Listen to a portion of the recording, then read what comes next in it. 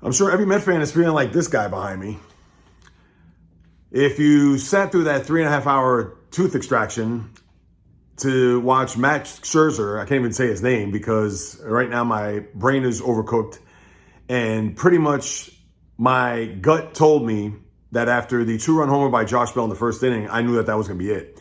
And even if those were the only 2 runs in the game and Scherzer went on to pitch a gem, you knew the Mets weren't going to do anything because of Yu Darvish. And if you listen to the podcast yesterday, I talked about how Darvish in his 2 starts against the Mets this year, 14 innings, 15 strikeouts, 6 hits, 1 walk, 1 run. And he was 5-0 lifetime with a 2.86 ERA.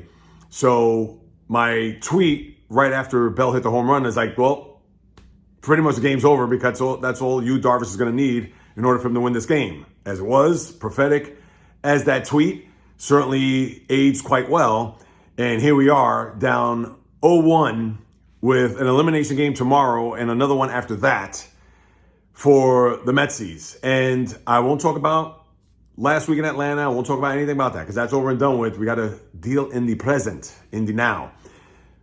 Max Scherzer didn't make any excuses. I just watched his press conference, and it was an out-and-out disgrace to think that $43 million for the start last week. Yes, I'll go back to that start in Atlanta. And then this one here, this is what it gets you. Then if he's making $43 million a year, then I should be making maybe, let's just say, how about a tenth of that? Because that was just as pitiful and as disgusting. And you might as well have me on the mound in those 2 starts because he was awful. And he didn't make any excuses for his oblique. And I get it that a lot of people are going to look at the oblique and say, oh, well, this is the reason why he hasn't pitched well in his last 2 starts. Obviously, if you're out on the mound and you're throwing pitches, there's no excuse. So, and he didn't make any excuses, so I'm not knocking him for that. But, man, if that's the last time we see him pitch this year, to know that we have 2 more years and he's going to be 39 years of age next year and 40 on top of that.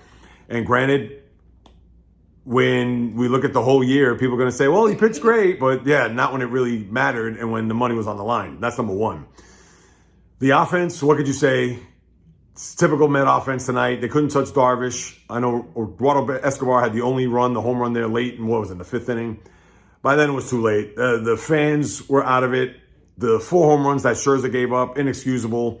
Talked about his fastball was running on me, whatever that means. I guess it was running a different direction, more down the middle and out the ballpark, even though there were cutters and So here we are. And now we have to think what's going to happen tomorrow night with Jacob deGrom, considering his last start a week ago tonight, and how, yes, 6 innings, 86 pitches. We left with the blister, and he did give up 3 home runs and struck out 11, didn't walk anybody. But what are we going to get tomorrow? And then obviously there's going to be Chris Bassett after that. But first things first, the offense needs to wake up. Blake Snell, as I've said before, he is Scott Kazmir 2.0. He's the guy that's going to pitch 5 innings, may strike out 9 guys, but he's going to throw 100 pitches and can't really put guys away, as he's always in long counts and deep counts for that matter. So, yes, I'm not happy. I'm trying to remain optimistic.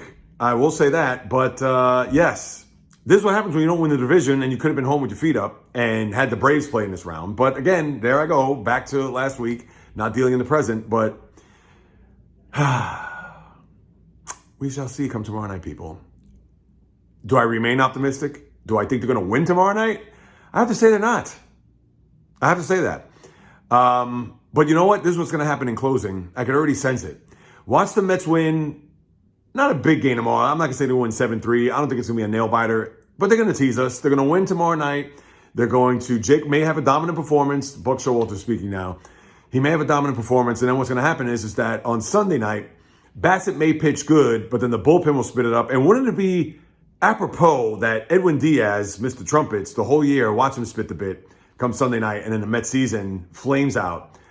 And yeah, but that's what happens when you're a jaded and cynical Met fan like myself. This is what you get. So we shall see tomorrow night, Citi Field, Game 2.